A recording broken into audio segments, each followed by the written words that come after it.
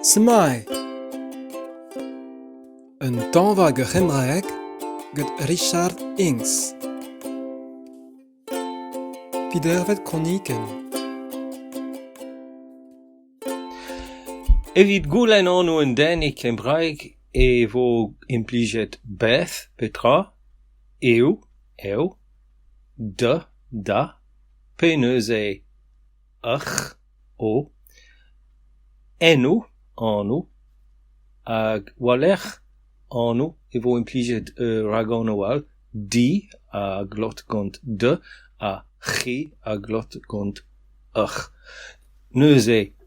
Beth yw de enw di? Petra yw de anu? Beth yw de enw di? Beth yw de enw di?